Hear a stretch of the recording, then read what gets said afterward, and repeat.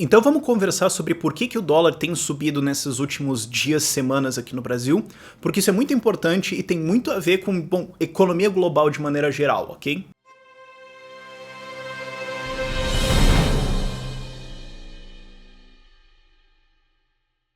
E esse vai ser um vídeo talvez tecnicamente difícil, talvez não, quase certeza que ele vai ser, mas esse é o vídeo que você deveria fazer um esforço. Falar, não, tá um pouquinho complicado, mas vamos lá, ok? Porque se eu for explicar cada coisa, esse vídeo vai ter 1 hora, e, enfim. Mas o que tá acontecendo, ok? Dólar tem subido, sim. Por quê? Bom, se o real desvalorizar, o dólar par sobe, e se o dólar valorizar, o dólar sobe também, né? Você pode ter os dois acontecendo. Qual dos dois está acontecendo? O dólar está subindo. Por quê? Porque o Banco Central americano está subindo a Selic deles, o que causa um processo que economistas chamam de fuga de capital. E isso não está acontecendo só no Brasil. Se você pegar qualquer país aí periférico, e periférico eu não estou dizendo assim, país atrasado, você pode pegar a Suécia, a Noruega, a Singapura, também tem uma lista de países aqui gigantesco. Você pode pegar uma Suécia, uma Singapura, uma Hong Kong, uma Noruega, isso está acontecendo com eles também.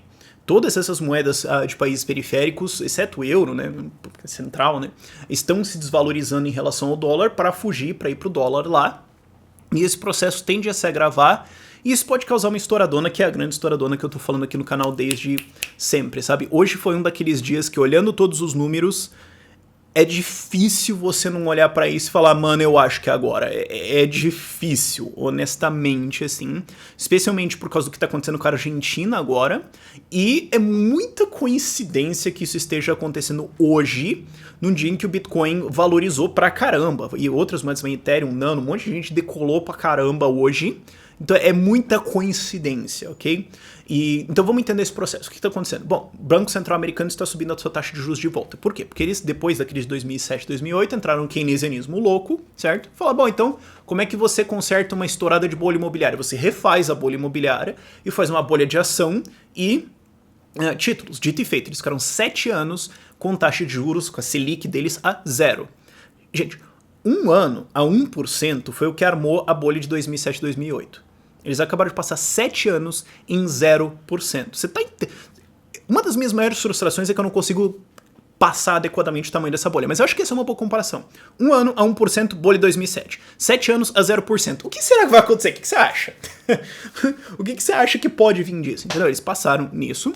Um monte de gente se endividou aí. Você tem agora uma bolha em ações, uma bolha em títulos, uma bolha imobiliária de volta. Você tem uma bolha em automóveis, você tem uma bolha em dívida estudantil nos Estados Unidos, bolhas para todo lado. E agora a inflação supostamente está voltando, você tem agora mais uma estagflação vindo, mas enfim, o Banco Central americano é forçado a subir a taxa de juros de novo, até porque eles teriam que fazer isso para casar com aquele discurso de a América tá indo muito bem, a gente tá crescendo, tá indo... Mas tá indo bem pra caramba sobre essa taxa de juros aí, está certo, né, cara? Tá na hora, né? Ou, sei lá, o presidente tá falando uma coisa e o Banco Central discorda, né? Então os dois vão ter que concordar. Então, como o presidente nomeia o presidente do Banco Central, que é o Jerome Powell agora, né? Narrativa tem que casar. Bom, de qualquer forma, eles estão subindo essa taxa de juros agora.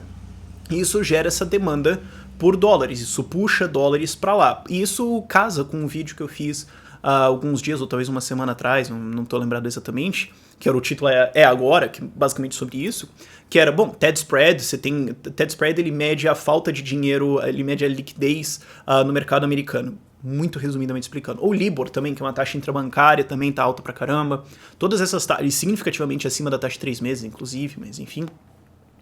Todas essas taxas indicam que tem uma grande demanda de dólares nos Estados Unidos, estão precisando de dinheiro. Simplesmente está faltando liquidez nos Estados Unidos. Por quê? O Banco Central apertando a taxa de juros e desfazendo o quantitative easing deles. Então, ok. O que eles vão fazer? Bom, a gente precisa de dólar aqui, né? Se você é o Chase Manhattan lá, ou você é, sei lá, o JP Morgan, o que for, você é um bancão lá. Você fala, ó, eu tenho investimentos lá no Naira nigeriano, ou sei lá que diabo que é essa moeda, e eu tenho em dólar. Bah, vende essa porcaria lá, pega os dólares e manda pra cá, mano. Vamos trabalhar, entendeu? E é justamente esse processo que você tá vendo agora. Vários países estão enfrentando desvalorizações monetárias muito fortes.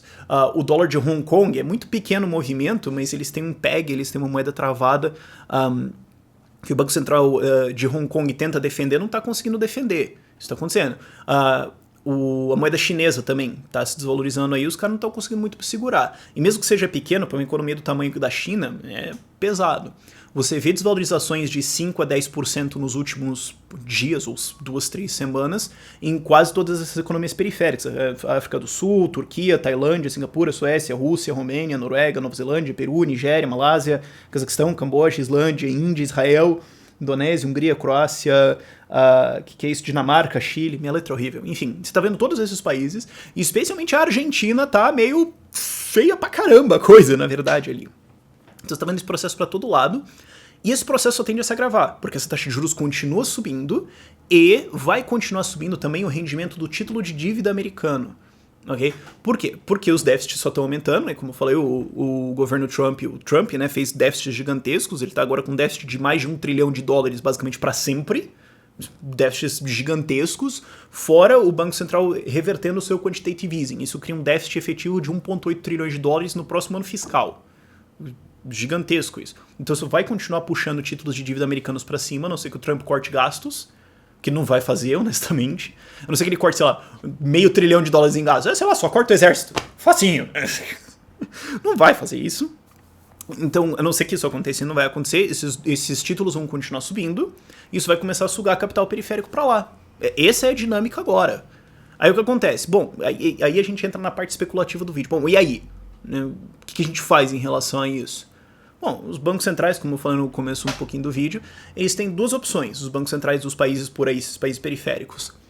Ou você entra vendendo dólar, né, para baixar ele, ou seja, você vai queimar suas reservas internacionais, você vai queimar suas reservas de dólar, ou você sobe a sua taxa de juros, você sobe a sua Selic e fala, bom, você trocou? Bom, 6, 9 e 12, vagabundo, toma. Porque essa é a coisa, né? Se os Estados Unidos sobe a taxa de juros deles em 0,25%, o Brasilzinho vai peitar os Estados Unidos, vai ter que subir isso aí em 1% para acompanhar. Isso aí a gente já tem evidências. A Argentina nos últimos 2 dias, nos últimos 48 horas, a Argentina teve que subir a Selic deles em 6%.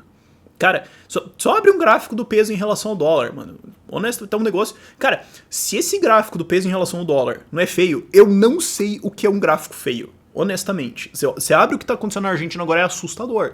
Eles tiveram que tocar a taxa de juros 6% para cima em 48 horas e não resolveu. O peso continua desvalorizando, tá indo já em direção a 22 e pode ir ao além com isso. E o que acontece? Bom, eventualmente você desvaloriza o peso, se a dívida da Argentina, como é hoje, é muito atrelada ao dólar, isso aumenta o custo da dívida, só que eles tributam em peso, a Argentina tem que pagar em dólar, então você se ferrou, né, cara? Quebrou. Isso quer dizer que a Argentina vai quebrar? Eu não sei, eu não entendo o suficiente de Argentina pra falar disso. Eu ainda tô tentando entender muito mais de Brasil, sabe? Prioridades primeiro, prioridades agora aqui no Brasil, mas enfim, a coisa está muito feia pra Argentina e pode ficar feia pra alguns outros países. E eu não sei se isso pode ficar exatamente pro Brasil, porque a gente tem reserva internacional pra caramba. Reserva internacional é quando você tem em dólar, certo? Se um cara vai, um investidor internacional entra no Brasil, ele fala, bom, eu tô comprando essa banana de real de vocês aí, mas eu quero saber se vocês têm dólar pra eu comprar. Ah, tem 380 bilhão de dólar. Massa, dá pra eu comprar real porque eu sei que quando eu precisar sair, se eu precisar sair correndo, eu precisar vender, eu tenho dólar pra caramba, eu consigo comprar de boa. Só que o que acontece? Se você tem um país como, digamos, uma Argentina, baixa reserva, bom, agora eles têm umas reservas melhores, mas enfim, você tem um país X qualquer que as reservas começam a acabar, o cara começa a pensar assim, olha, eu não quero sair agora, mas muita gente tá saindo, então pode faltar dólar. Então pode ser que depois, se eu tiver que sair, eu vou tomar muito, cara, eu vou me ferrar demais na frente. Então quer saber? Na dúvida eu saio agora. Então você tem uma chamada corrida de dólares, isso estoura tudo. É mais ou menos o que aconteceu no Brasil em 2002, quando o dólar foi a 4, né, por causa da entrada do Lula. O Brasil tinha muito pouca reserva internacional, a galera se escagalhou de medo do Lula, e, bom, deu o que deu, né, você viu o que aconteceu. Estourou bem legal o país, e, enfim, isso pode acontecer na Argentina agora, tem outros países aí, sei lá se isso pode acontecer em outros países, quais exatamente, eu não estudo economia todos eles, desculpa. Mas se você pegar um país aí de baixas reservas internacionais, fica de butuca porque pode ser ali, ok? E é meio que um jogo de a mão mais fraca desiste primeiro, né? Vamos ver quem tem a mão mais fraca. A Argentina agora, pelo jeito, tá no top 5 no mínimo, talvez no top 3. Isso representa pro Brasil o quê? O que a gente pode perguntar agora, né? O que isso significa pro Brasil? Bom, o dólar vai se desvalorizando. Aliás, o dólar vai se valorizando, né? O real vai se desvalorizar em relação ao dólar e a tendência é longa. A tendência é, vamos embora, cara. E aí? Bom, e aí que alguma hora o Banco Central vai começar a botar operação hoje, já fez um monte de contratos, acho que 8.900 contratos, honestamente, quem liga, não vai conseguir segurar o dólar, porque honestamente, quem que você acha que é mais forte? Banco Central brasileiro ou Banco Central americano? Sabe, eu sou faixa branca de jiu-jitsu. Você acha que eu vou chegar ali pra um faixa preta e falar, cara, vamos fazer um rolinho amigável, vamos só dar um treininho aqui leve? Quem que você acha que vai se ferrar, cara? Entendeu? Não, o Banco Central brasileiro vai peitar o americano. Vai? Não, nossa! Vai lá, campeão! Vai ter que subir juros, vai ter que subir Selic. Aí agora você vai, a economia começa a se recuperar, você vai subir Selic? Não tem jeito, cara. Ou você perde ou você perde. Essa que é a coisa. E como eu falei antes, essa dinâmica americana só vai continuar. Juros só vão continuar subindo, demanda por dólares só vai continuar subindo. E isso pode quebrar uns países periféricos aí. A Europa, a União Europeia, de maneira geral, de maneira muito geral, está protegida agora por causa do Banco Central Europeu fazendo a impressão deles. Estão com uma operação lá de impressão bem grande, e é por isso que você tem o juro da Itália ou da Grécia rendendo menos que o juro americano. Desde quando o risco da Itália é menor que o americano. Que é um sinal de bolha, você tem esse, cara. Mas enfim, de maneira geral, a Europa está protegida. Só que você tem alguns países que estão fora, como por exemplo Suécia e Noruega, tem a sua moeda própria, então eles podem dar uma rodada nesse sentido. Bem, Noruega tem petróleo pra caramba, mas enfim, pega algum país assim, uma Hungria, uma Romênia, Bulgária, dá uma olhada nos caras, não sei, eu não olhei, mas alguma coisa pode acontecer ali. Ou aqui, né, América Latina, ou Sul da Ásia, pode ser uma Austrália, pode ser uma Nova Zelândia, não sei. Mas eventualmente alguma coisa vai ter que quebrar aí, a não ser que os Estados Unidos parem esse processo. Só que se eles pararem esse processo, você tem inflação. Aí o que acontece? Bom, você tem inflação, o título de dívida sobe. Bom, mais ou menos é a mesma coisa, né? Porque daí se tem inflação e o título de dívida sobe, você tem que subir também a taxa de juros. Então eles meio que não têm muita escolha. Isso é um problema grave que está acontecendo agora. E isso ainda dificulta, porque quando você tem a taxa de juros americana subindo, todo mundo que se endividou, todas as corporações, todas as empresas americanas que se endividaram fantasticamente, Tesla, por exemplo, vão começar a entrar na reta, cara. Você vai ter que começar a virar crédito, né? Fazer rolagem de crédito com um juro mais alto. Então todas aquelas empresas que eram viáveis, né? O ciclo austríaco clássico. Todas aquelas empresas que eram viáveis a 0% de juros, ou menos 1, que é o juro efetivo, né? Se a inflação é 1%, o juro é 0, o juro prático é menos 1%. Então essas empresas que estavam acostumadas a pagar menos 1, menos 2%, 0%, vão ter que começar a pagar juro. Então alguém vai ter que trocar aí também. E quando isso acontecer, de novo, é mais demanda de dólar. Então vai precisar de mais dólar lá para que quem não está recebendo esse título vai precisar de alguma coisa, daí se aperta ainda mais. Então agora a gente está num ciclo de aperto. É o que eu venho falando há bom tempo aqui. E não sou mais só eu falando assim. Você já tem agora, não é só eu e a galera austríaca falando disso, ok? Você já tem agora nomes maiores, nomes de bancos falando isso. Você já tem o Mário Draghi do Banco Central da União Europeia já falou, não, eu acho que meio que deu. Ele já meio que indicou nessa direção, assim, que é o máximo que um presidente de Banco Central consegue fazer. E o negócio tá ficando feio aí. Onde isso vai dar, não sei. Essa é uma questão de ser ou ser, certo? Se alguém imprimir dinheiro pra caramba, você chuta a lata pra baixo da rua. Se ninguém imprimir, né? Se o Jerome Powell, que agora é o presidente do Banco Central americano, falou, não, vamos subir a taxa de juros. Vamos continuar subindo. Ainda é esperado 2 ou 3 aumentos de taxa de juros no Banco Central americano esse ano. Então você deixa pra terminar o ano a 2,25% ou 2,5%. Pô, falou, não, vou subir isso aqui, vou continuar subindo. Mas a Argentina vai quebrar. Mas cada um com seus problemas, cara. Eu sou presidente do Banco Central dos Estados Unidos, não da Argentina, cara, entendeu? Se ele continuar com isso, bom, alguma coisa vai ter que acontecer, né, cara? É essa coisa, você sobe a taxa de juros até alguma coisa estourar. E aí eu quero ver o que eles vão fazer. Isso é assunto para outro vídeo, né? Porque, bom, a última vez, só para salvar a economia depois da bolha keynesiana da bolha imobiliária, eles tiveram que tocar a taxa de juros para 0 por 7 anos. E o que eles vão fazer na próxima? Menos 5 por 10 décadas? Como é que é a exponencialidade disso, né? Um ano 1%, depois 7 anos 0%, qual que é o próximo passo? Existe um truco depois do 12? Não. Então, e aí o que você faz? Mas isso aí é outro assunto. E só para encerrar, criptomoedas.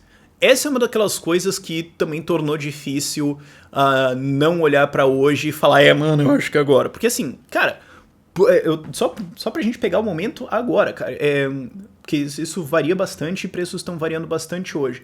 Bitcoin chegou a pegar $9.700 hoje, uma alta de $550 no dia. Fora que a Ethereum conseguiu subir bastante, outras moedas mais periféricas ainda como a Nano conseguiu subir 26,5% hoje, ok? Então assim, isso pode ser só a retomada do Bitcoin, que não tem nada a ver com o mercado. Mas o que acontece? Na criptoeconomia, no ambiente de Bitcoin, você vai ter muito mais gente, a densidade de austríacos é muito maior, a densidade de pessoas, o pensamento de escola austríaca é maior, que vê isso que eu tô vendo é muito maior, então eles podem estar falando, mano, é agora. Porque o que acontece? Quando que o Bitcoin vai realmente esbogalhar de valor pra cima? Quando que, nossa, cara, quando que a SpaceX vai ter que vender foguete pra colocar Bitcoin pra jogar pra lua? Se você tiver uma falência de banco. Que é justamente o que vai acontecer conforme esses spreads aumentam, né, esses spreads de falta de liquidez. Eu tava pensando em um spread dos títulos, depois o spread de OIS, que são contra, mas enfim. Conforme essa demanda de dólares sobe, conforme essa escassez de liquidez vai pegando no mercado, eventualmente um banco pode falir. Cara, quando os bancos gregos faliram, a Bitcoin saiu de 200 e pouquinhos dólares para 300 e pouquinho. Banquinhos da Grécia. E se um BNP Paribas, que é um banco francês, estoura? Se o maior banco da Alemanha, que é o Deutsche Bank, estoura? E se você tem um Chase Manhattan indo pra puta que pariu? O que você faz com isso? O que isso faria com Bitcoin? Minha nossa senhora, entendeu? Então pode ser que é a galera que também tá vendo isso, que tá falando, opa, eu acho que é uma boa ideia a gente dar uma compradinha agora, né? Vende aquele SP500 lá e bota aí 1% em Bitcoin. Pode ser, não sei. Então é uma casada demais, entendeu? Pode ser só coincidência, mas é muito difícil nesse caso evitar você olhar pra isso e tentar ler uma coisa maior. Eu tô tentando fazer esse exercício de falar, não, digamos que isso é só uma coincidência. Se isso fosse uma coincidência, como é que isso seria? Não é bem... tá complicado. Então essa casada do Bitcoin é um indicador forte, mercados estão indo mal. Dow Jones hoje quase bateu o fundo de umas semanas atrás também. Todos os mercados já voltaram basicamente para novembro do ano passado em termos de perdas. Então isso é basicamente o que agora 5 ou 6 meses de ganhos perdidos, que já é um pouquinho assustador. E todas as indicações é que só tem downside agora. Isso é preocupante. Esse processo vai continuar até onde eu consigo ver. Eu não consigo ver o Jerome Powell falando, não, vamos baixar a taxa de juros aqui. Ou quantitative easing 4. Eu não vejo isso acontecendo nos próximos 6 meses. Então, mano, assim, de novo, é difícil olhar pra isso e não falar, mano, eu acho que é agora. Eu não tô dizendo que é agora. Ainda. Mas tá ficando cada vez mais difícil escapar disso. Prestem atenção. Essa dinâmica do real e dólar é, no fim das contas, irrelevante na coisa. O que você tem que prestar atenção é Selic americana, né, Federal Funds Rate, a taxa de juros dos títulos americanos, né, o título de 1 ano, título de 2 anos, título de 10 anos, título de 30 anos. Esses são os que importam, porque conforme eles sobem, eles vão puxando dinheiro para eles. Quanto mais eles subirem, mais eles vão puxar grana. Esses são os números que importam agora. O que o Banco Central brasileiro vai fazer ou não vai fazer em relação a isso, mano... Eu não sei nem se o Banco Central brasileiro liga pra isso. Eles não vão ter muita munição pra lutar contra isso, fora uma alta taxa de Selic bem significativa, e eu duvido que em ano eleitoral os caras estejam dispostos a fazer isso.